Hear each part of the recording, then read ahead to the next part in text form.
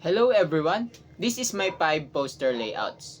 So let's start with number 1, symmetrical balance. So bakit nga ba symmetrical balance ang gawa kong to? So kung makikita nyo sa larawang ito, hati ito sa dalawa, araw sa kaliwa at buwan naman sa kanan. At magkasing laki lang ang dalawang to. Ang pagkakaayos ng elementong to ay pantay na pantay. Kaya nagbibigay ito ng pakiramdam na maayos, matatag at payapa. Dahil balanse ang bigat sa magkabilang panig, madali lang itong intindihin ng ating mga mata. So, let's start with number 2 naman tayo. Asymmetrical balance. Pansinin nyo ang mga elemento sa kaliwa ay hindi katulad ng nasa kanan.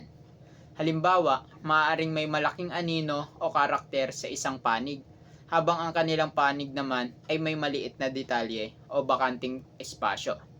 For your information po, ang inspirasyon ko po sa gawa kong ito ay si Naruto, sa kaliwang bahagi, ang matandang Naruto, at sa kanan naman ay noong bata pa si Naruto.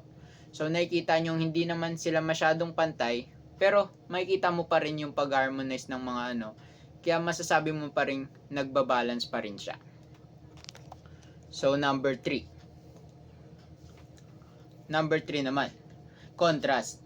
Kung nakikita nyo sa picture, may naglalakad na silhouette na nagtuturo laban sa maliwanag o dilaw na background. O sabihin na nating araw yon. Dahil sa pagkakaibang ito ng liwanag at dilim, agad na nahuhuli ang atensyon ng mga tumitingin. Mas nagiging kapansin-pansin ang pangunahing paksa dahil sa malakas na contrast ng kulay at anyo. Ayan. Dumako naman tayo sa number 4, ang unity harmony. Nagpapakita ito ng unity at harmony dahil ang lahat ng elemento ay magkakaugnay at nagtutulungan bilang isang buo.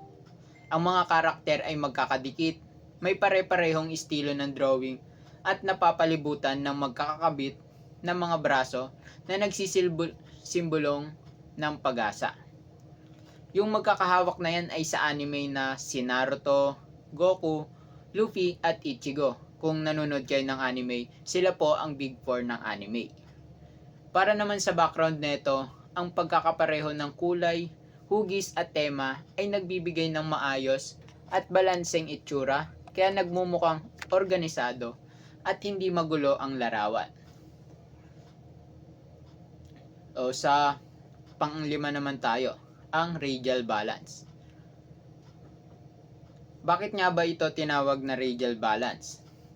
Dahil ang black hole ang nagsisilbing sentro, habang ang mga dice ay pantay-pantay na nakaayos na paikot dito, na para bang hinihila ng black hole yung mga dice papunta dito sa black hole.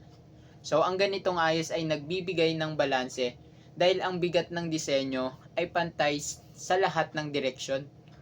Natural na napupunta ang mata ng tumitingin sa gitna bago gumalaw paikot sa buong larawan. At yun lamang po ang aking 5 elemento or 5 elements of principles in IIA. Maraming salamat po.